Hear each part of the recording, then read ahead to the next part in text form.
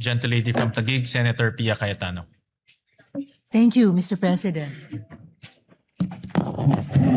Will Her Honor be willing to hear this representation's proposed amendments? Definitely, Mr. President.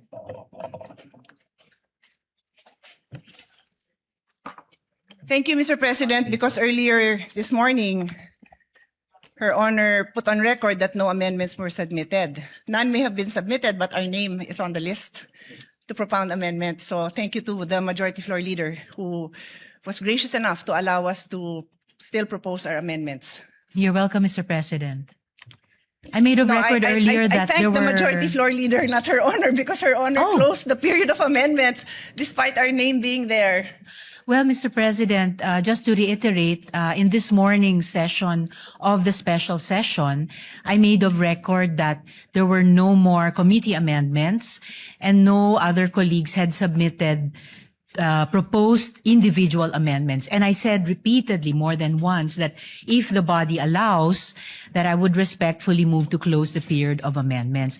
And that is also why, Mr. President, this afternoon, when the Majority Leader asked me on behalf of the gentlelady from Taguig and Pateros to reopen, I readily agreed. Because my interest, like any other member of the chamber, is to move our bills forward. And if this afternoon the gentlelady is desirous to present the amendments, then by all means, I gave way to the reconsideration, Mr. Thank President. you. I'll just remind the body that the practice is usually staff to coordinate if there's a name on the list, because sometimes the person who made the reservation would waive their right, and that's quite common, or sometimes they would submit their amendments, or sometimes they would ask for a later time. So on that note, I'm ready to proceed. Yes, Mr. President. On page 1, line 14, after the word services, delete the period and add a comma, then insert the phrase, thereby advancing the Philippines' commitment under the United Nations 2013 Agenda for Sustainable Development, parenthesis, SDG, close parenthesis, particularly SDG 1, parenthesis, no poverty, close parenthesis, SDG 3, parenthesis, good health and well-being, close parenthesis, and SDG 10, parenthesis, reduce inequalities, close parenthesis. We submit, Mr. President. Mr. President, that sounds very all right, and in principle, I'm ready to accept that. May I just request, I don't have a copy of the proposed amendments, so I can be guided in accepting these proposed amendments, Mr. President. If the staff of the gentlelady could also provide my staff a copy so we can be guided, Mr. President. Maybe request the staff of Senator Pia to, there's a guide so Senator Risa can follow the amendments, or we can just flash it. Maybe we Yes, can, thank you, Mr. yeah, if President. we have something that we can I flash. think it would be best to flash so Yeah. everyone can follow. Yeah.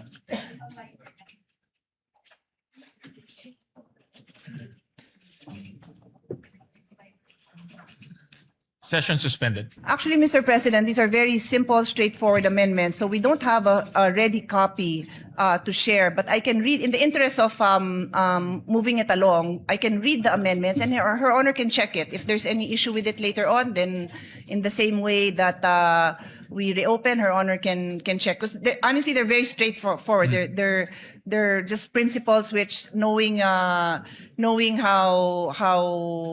we all have a common interest in supporting the strengthening the work of the barangay health workers. I really don't foresee that there's anything controversial. Again, happy to present, but I don't have it in a form that is presentable right now. So because I'm reading, I don't read a script. I look at the bill and then I read my amendments. That's all I There, have. it's already There, okay. flashed. So maybe as we go line by line, there will be time to prepare it. Okay. Thank you, Mr. President. That would have been fine. And in fact, yes, I have that copy already also po. And as I said earlier, yung unang pinropose na amendment ng gentlelady, it already sounded okay. But this is even more helpful now to have this matrix. Salamat po, Mr. President. Go ahead. has this been What does accepted? the sponsor say So to the amendment? to the first proposed amendment, Mr. President, in section 2. Accepted, Mr. President. Any objection? Hearing none, amendment is approved.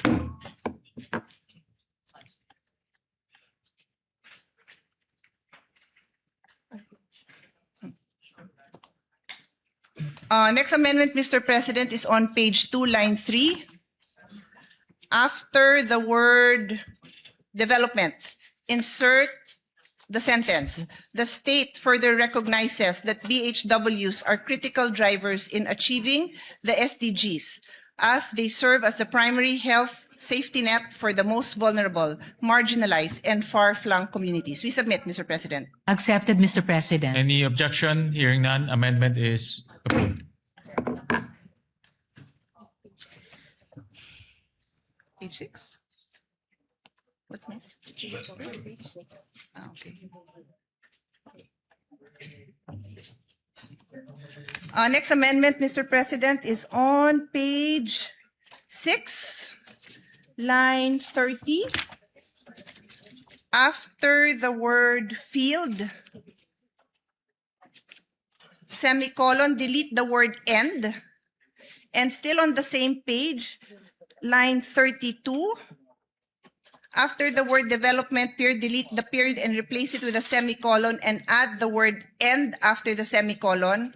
And after letter E, add a new letter F, providing technical support for the use of digital health tools and telehealth platforms in the performance of their duties. We submit, Mr. President. Sorry, Mr. President, I'm following the matrix. What section is that in? I think section Page 11, 6. Yes, Yes. Mr. President, sorry, I Letter F. see it in section 11. letter D. Yes po. So after the words "and professional development." Yes. Yes, accepted. correct. Accepted, Any- Mr. President. Any objection? Hearing none, amendment is carried. Meron pa? Our next amendment is on page 8, line 27. Delete the word end. And on the same page, on line 31, after the word duties, delete the period and replace it with a semicolon and then add the word end. And add a new number 3, which shall read, psychosocial support and mental health services, recognizing the emotional, psychological, and physical demands inherent in frontline community health service. The DOH, in coordination with concerned LGUs, shall ensure that all registered BHWs, whether volunteer or employed, have access to psychosocial support and mental health services appropriate to their role and circumstances, which shall be in accordance with Republic Act number 11036, otherwise known as the Mental Health Act. We submit, Mr. President. Accepted, Mr. President. Any objection? Hearing none, amendments carried. Thank you, Mr. President. That is all. Thank you, Madam Sponsor. Thank you, gentlelady, and thank you, Mr. President. Thank you to Senator Pia, and I've worked with Senator Pia in many education bills. Lagi niyang pinapaganda at sinasharpen yung mga bills natin. Kaya maraming salamat sa amendments and interventions. Yes, thank you. Thank you very much, Mr. President. Mr. President, with that, I move to close the period of amendments. Is there any objection? Hearing none, period of amendments hereby closed. Thank you very much, Thank you, Mr. Mr. President. President. Thank you also to the our colleague, Senator Pia Cayetano, and the sponsor, Senator Rizon Taveras. With that, I move to approve on second reading, subject to style, Mr. President, the measure. Is there any objection? Hearing none, the aforementioned bill is hereby approved on second reading, subject to style. Thank you very much, Mr. President. I move to suspend consideration of the same. The consideration of the aforementioned bills hereby suspended. Mr. President, I move that we consider Senate Bill number 1511 under Committee Report number 15. Is there any objection? Hearing none, the motion is approved. Hospital detention. Thank you very much, Mr. President. Mr. President, I move that this is the hospital detention measure. We are, of course, against hospital detention of the patients. Anti-hospital, that's right. Thank you for clarifying, Senator Pia. It's the Anti-Hospital Detention Bill or Act, Mr. President. And we'd like to recognize the sponsors, Senator Risa Ontiveros, and our distinguished colleague, Senator Pia Cayetano, to propound the amendments, Mr. President. We're in the period of amendments, just for the We information. recognize the gentlelady from Panay, Senator Risa Ontiveros, and to propound her amendments, Senator the gentlelady from Taguig, Senator Pia Cayetano. Thank you, Mr. President.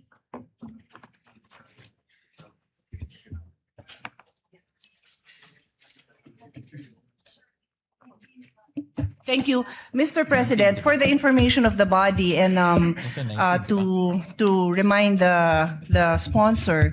When we were in the period of interpellation, this representation agreed that we close the period of interpellation on the condition that we would be able to propound questions during the period of amendment to help us formulate the proper amendments and to also enlighten the body on the issues, because for the record, this bill amends the law that this representation sponsored 15 years ago.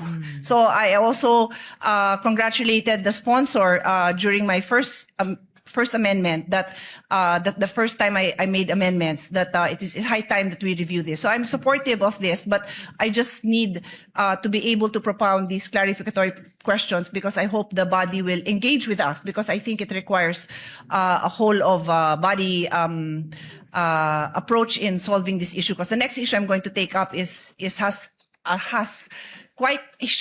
might have a very big impact on the financial constraints of government. So if with her honor's permission, can I proceed? Yes, Mr. President. So we will start now on section 2, which is, Just to put everyone on the same page, we provided a clean copy to the body dated May 19. So, Yes, Mr. President. so that will be the base bill that we'll be referring to.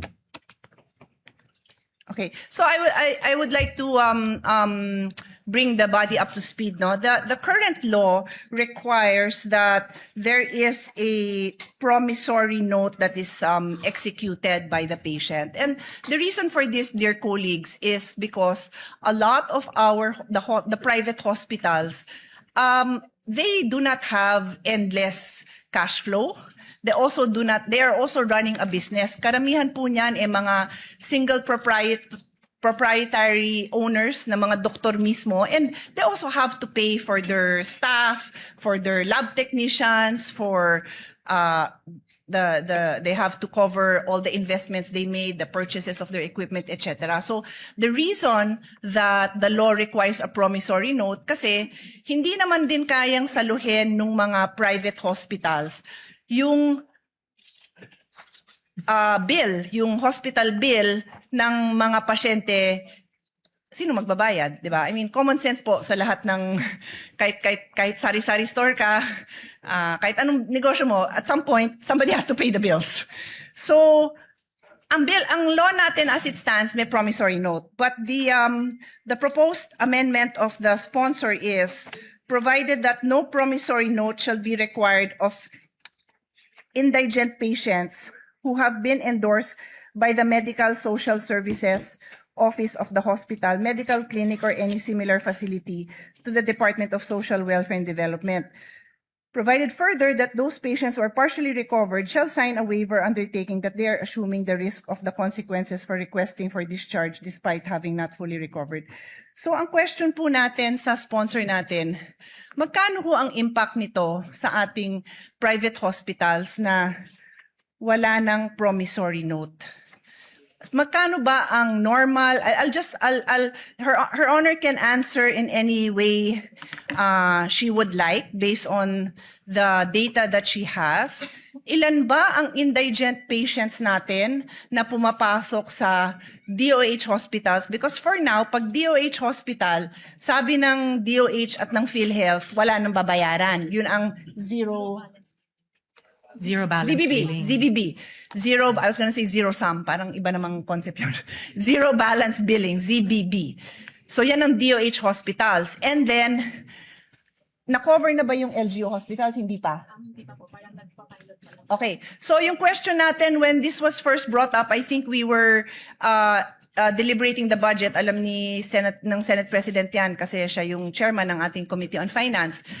Yung question is, paano naman yung mga LGU hospitals? Kasi if you are a patient, you do not even distinguish between a DOH hospital and an LGU hospital. Basta you will go to a hospital that is near you and that can take care of you. So hirap na hirap yung mga mayor na masabi sa pasyente na, ay hindi ka namin covered kasi hindi kami DOH. LGU din pasyente, ha? Ha? They do not understand that distinction because in their mind, this is a public hospital. Sabi, ZBB. So later on, nag-clarify ang DOH na DOH hospitals lang. And then now, my understanding is they are piloting some LGU hospitals.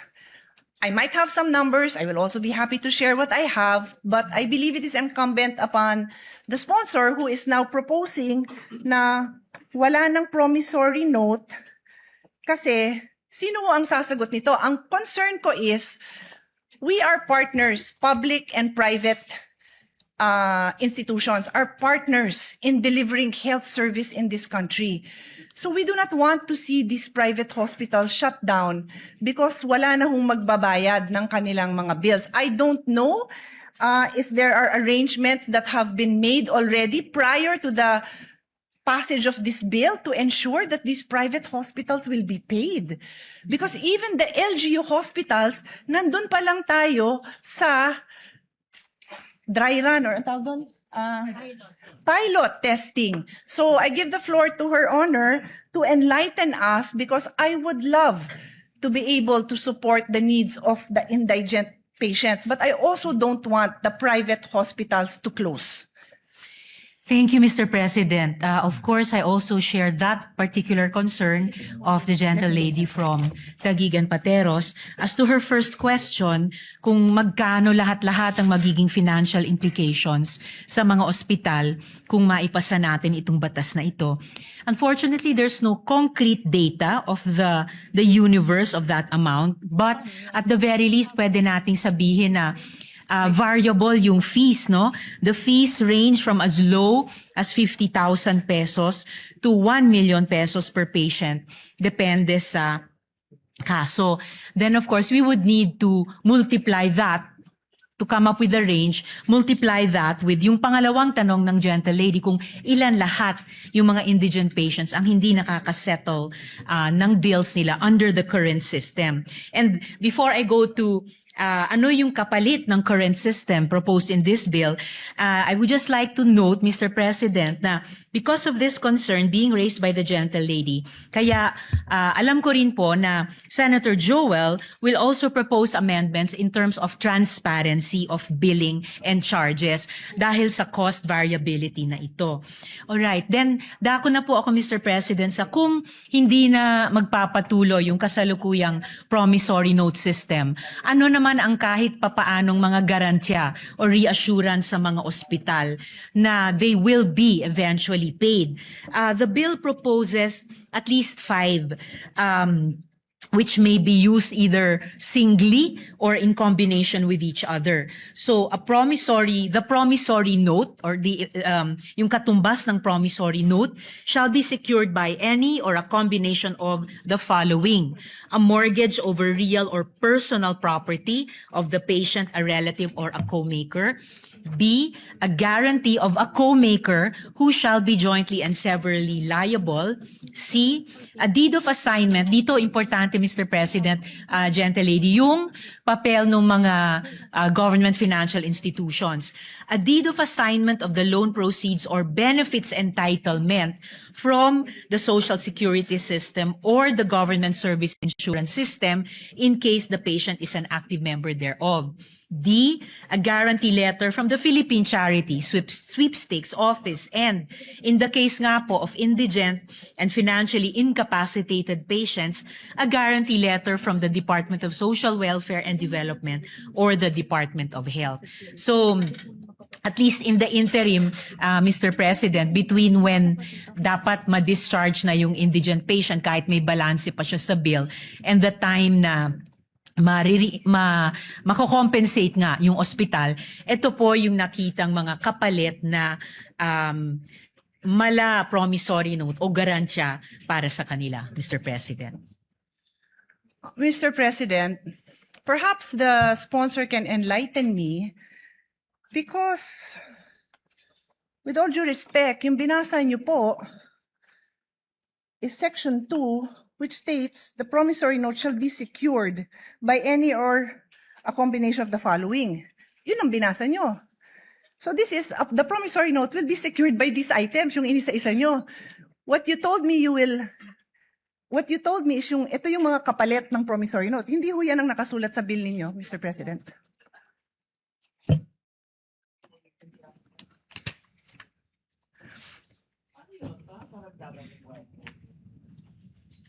No, Mr. President, it will be a different system.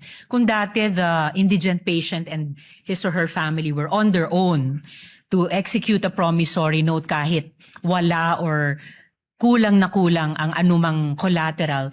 Here, there is a promissory note in their name but backed up not by them all by their lonesome, pero itong mga social protection and government financial institutions natin.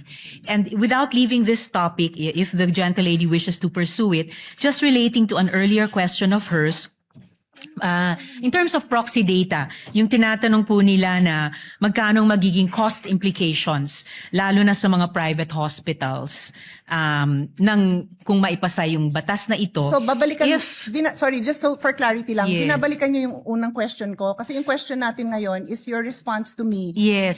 So which one first? Oh, Because sabi hindi ko pa po, tayo- Mr. President, na without leaving this topic, just para hindi So, ko balikan natin malimutan. yung sa numbers. Yes, Okay, I just sure. want to add Okay. yung sagot ko kanina dun sa isa sa mga naunang tanong ng gentle lady na to use proxy data, if private hospitals are claiming 7 to 10 billion pesos from PhilHealth, then at least for purposes of discussion, we could assume around that amount yung implication sa kanila kapag maipasa itong batas. So that 7B to 10B worth of payments due sa kanila ay ipasasalo natin sa ganitong bagong sistema. And then again, mindful Can I comment on that one? Yes, Kasi Mr. otherwise, either I'll comment on this now or ililista ko lang kasi It's all right, Mr. President. Sige. So, the gentle lady may her proceed. Honor's theory is that based on the claim of private hospitals to PhilHealth, and her Honor said it is 7 to 10 billion, yan yung ina-assume ng ating sponsor na amount that is needed to cover indigent patients. Yes, Mr. President. Saan ho nanggaling yung figure na yon? From PhilHealth, Mr. President, with this What is the exact line item for that? Because I've sponsored the budget of PhilHealth and maraming hinihingi ang PhilHealth. So hindi ko kayang tanggapin na yan necessarily ang pang-indigent because the record also shows napakaraming indigent patients who don't bother going to the hospital because alam nilang wala silang pangbayad. So this is probably the bill for lower middle class or middle class patients who cannot even cover the bill. Hindi pa yata ito yung sa indigent. So we have to be clear if we are going to mention numbers that this definitely covers the sector that we are referring to. Yun lang naman yung reason kung bakit nagtatanong ako ng numbers kasi nakakatakot magpasa ng batas na to at batas ko to at gusto ko naman talaga siyang pagandahin na hindi tayo clear sa figures natin, Mr. President. Yes, Mr. President, I'm just pulling up the disaggregated data for which we came up with this proxy data of a range of 7 to 10 billion pesos. And I will be giving that to the gentle lady during this interpellation or this period of amendments. Additionally, Mr. President, before returning to the latest concern of the gentle lady, mindful of the apprehensions and reservations raised by the good senator from Taguig Pateros regarding the possible cost implications to government, the sponsor wishes to place on record that the provision is anchored on the availability of medical assistance programs of various government agencies as provided under this bill na binanggit ko nga, Mr. President, as well well as, of course, the continued implementation of the government's zero balance and no balance billing policies. And in line with this, the sponsor is likewise inclined to accept the proposed amendment of the good senator from Taguig when she proposes it, requiring the Department of Health to establish the criteria for indigency and the requirements necessary to qualify for the said exemption at a later time, Mr. President.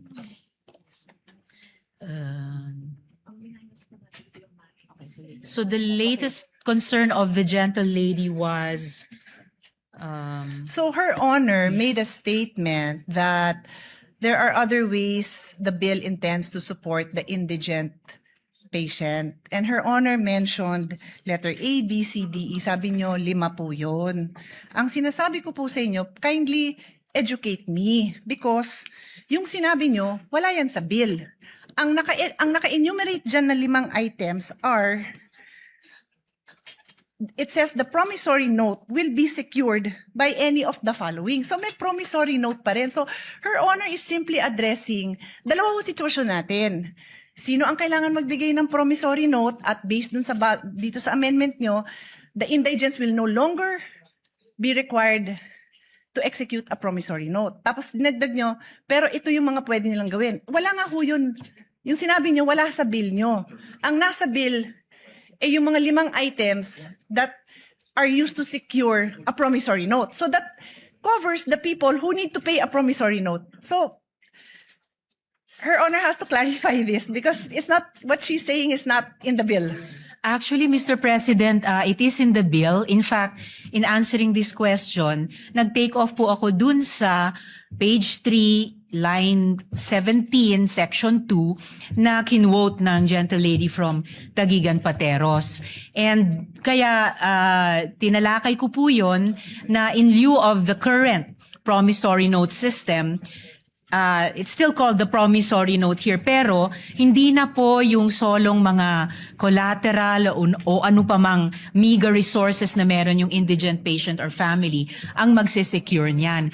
Ang magbaback up na po nun ay yung mga social protection agencies at saka government financial institutions natin tulad ng SSS, GSIS, PCSO, DSWD, DOH. So in effect, Can Her the Honor promissory specific- note, if I may just complete sure. this last sentence, the promissory note will no longer be issued by their lonesome nga po ng indigent patient and family, then bahala na sila sa buhay nila kung paano i-honor. In a way, it will be for the benefit of the hospital na mayroong, hindi yung mahirap na iyon, pero may government institutions na nagsisiguro sa kanila na you will be paid, Mr. President.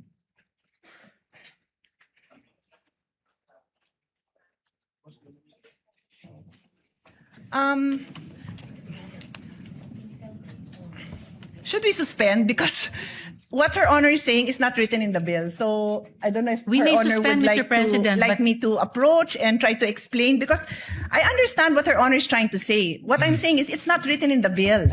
Mr. You President, can we ask may your suspend. staff because it's not written in the bill. We may suspend, Mr. President, but it is actually written in the bill, and I was Kindly read quoting it. the gentle lady Kindly read it when I into the responded to her record. question. Then read it into the record because yung binanggit niyong 5 items, nandyan nakasulat yan. But line 27, section 2, line 27 says, the promissory note shall be secured by any or a combination of the following. Yun nga kung binanggit nyo, nandyan yan. But it says a promissory note will be secured. My question was, paano mabubuhay ang mga ospital kung wala ng promissory note? Hindi nyo pwedeng ibato ito kasi ito sabi, the promissory note will be secured by the following. Perhaps Her Honor would like to make an amendment that says that in lieu of the promissory note, kasi yun ho ang sinasabi ninyo. Ang sinasabi ko, hindi nga ho nakasulat. So would you like to propose? Because we are happy to study and support. But hindi nga ho nakasulat yun. Yun lang naman ang puntos ko. Hindi pwede kasi yung intention natin, hindi klaro sa batas. Well, that's why I'm glad, Mr. President, that we are in the period of amendments because this representation is very open to proposed amendments, including subject to style, to not just improve the content of the bill, pero klaruhin ng crystal clear kung ano po yung intent niya. So no problem with that, Mr. President. Yes, and that is what I'm doing by using the period of amendment to make the interpellations. I am making it known to the sponsor that what she is saying is not in the bill. So I believe if yun po ang intention ng sponsor, then kayo po ang isulat niyo po yun kasi kayo ang nagsabing yun yung gusto niyong gawin eh. Di kayo po ang magsulat nun. And we will be happy to review it kasi hindi ko po amendment yun. Ako yung nagtatanong kung ano ang gagawin ng ospital kung wala siyang promissory note. So sabi niyo ito. So tinatanong ko saan nakasulat yun? No There- problem, Mr. President. We can improve this in this very period of amendments. Thank you. Tapos balikan ho natin yung expenses, no? I can suspend and Her Honor can look at her numbers because I will also be presenting numbers. Her Honor also mentioned 50K to 1 million per patient. So does Her Honor intend to, kasi yun yung unang binanggit nyo. So does Her Honor intend to come up with a number based on those, that range of expense? That Her Honor mentioned. Kasi kailangan nga natin ng number because we have to find out where will we get this amount to support naman these private hospitals. Otherwise, this is a disaster because ang mangyayari, pipila lang sila sa Malacanang, magmamakaawa sila na wag ipasa to. Sayang naman yung effort natin dahil we all have the same intention. Pagandahin yung health system natin. Wag ma-detain ang mga tao, masuportahan ng mga indigents, but we have to know our numbers before we make this kind of amendments. And one more on that section, so maybe we can take a break so we can work on this section. Before we go on to the one more point of the gentle lady, Mr. President, definitely this is not going to turn out to be a disaster. The whole point of the bill, as the gentle lady herself has said, is to amend and update the original law. And that is why we are in the period of amendment to further improve it, Mr. The President. only reason I use the word disaster, Mr. President, because time and again, the small private hospitals have practically kneel down in front of us, begging us for support.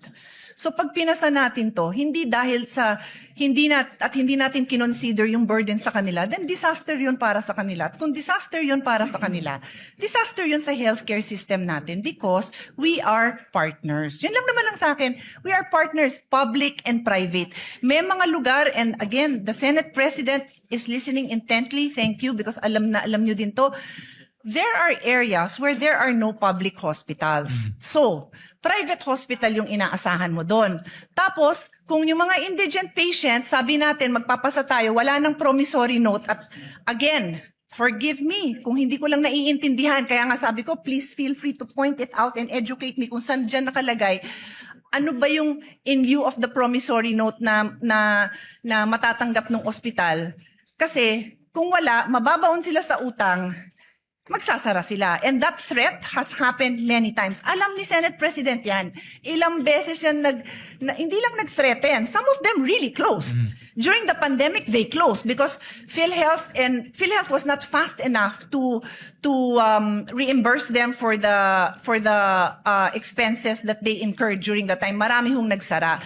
So I'm just banking on experience to ensure that what we pass is a responsible response to this issue. So before I leave section 2, ang idadagdag ko is, did Her Honor take up during the hearings this possible amendment na lahat ng indigent patients wala ng promissory note? Na-take up ho ba yan sa hearing so that you would be able to hear the concerns of the different sectors, including the small private hospitals, the small clinic owners, yung mga lying-in clinic. Maliit lang ang singil niya na pag nanganak ha, I'll try to pull out that number. It's not a huge amount because it's just a lying-in clinic, overnight pag nanganak. So pag indigent, the amendment now is lahat ng indigent patients wala nang babayaran. Wala nang promissory note. Sorry, to be clear, wala nang promissory note. So, was this taken up during the hearing so that marinig natin yung side nila? No, Mr. President, it wasn't taken up to have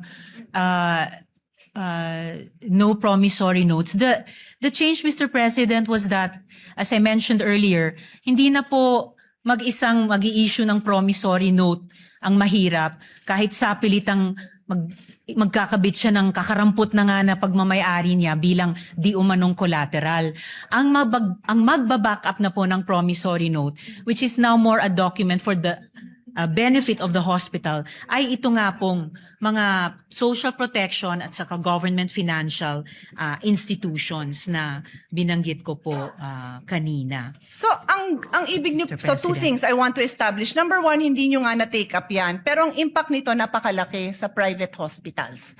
Wala silang chance na marinig ang side nila kasi hindi yan na-take up during the hearing. Ang sa akin naman po, I understand, no? May liberty naman po tayo mga parliamentarians na ma-take up sa floor ang mga iba-ibang amendment. Naintindihan ko naman po yun. Pero pag napakabigat nung impact, it's either na-take up yan sa hearing or bibigyan natin sila ng time na mabigay din nila yung posisyon nila dito. Kasi sobrang laki talaga ng impact sa kanila. Please give me the number of private hospitals. 864 private hospitals. There are 864 private hospitals spread out all over the country. And like I said, there are certain areas where there are no public hospitals. So ang tatakbuhan lang ng tao, private hospitals. So kung hindi sila narinig sa hearing, sana man lang marinig din natin yung posisyon nila on this issue. And before, as I said, I leave section 2. Your Honor If keeps the gentlelady would allow, Of before we course. move to another No, I'm not leaving yet. point. I have another point on section 2. If I may just respond to this latest point. I did not say po na hindi inimbita ang mga private hospitals. We did invite them to the hearing, and as far as we can remember, they had no opposition to changing the promissory note system, and in large part changing it by backing it up, hindi sa collateral ng mga mahihirap na, kundi yung guarantee at financial capacity ng mga government financial institutions at saka social protection agencies. Ang sinabi ko pong hindi ay hindi natalakay ang isang no promissory note system. But did we invite the private hospitals? We did po, Mr. President. Yes, thank you for clarifying that. Maganda namang clarification yon kasi magandang napapakita naman natin na naimbita naman. Pero yung topic na yan, hindi na pag-usapan. And if Her Honor, again, may clarify, ano ho ba yung version ng bill na natalakay doon? Yung no promissory note sa indigent patient, sabi ng ating sponsor, hindi natalakay. How about yung no promissory note to senior indigent patients? Natalakay yata yon. Tama ho ba ako? Yes, Mr. President, tinalakay po para Okay. sa senior citizens. So ang pagkakaintindi po natin, and again, correct me if my understanding is wrong, ang na-bring up at ang alam ng mga nag-attend ng hearing is that i-consider yung no promissory note sa senior indigent patient. Kaya lang, pagdating na sa committee report, naging indigent patients lahat na. Kaya nga pati yung example ko na maternity lying in clinic, kasama na rin po dyan. Ang laki rin ho ng tama nila. When I said 800 plus hospitals,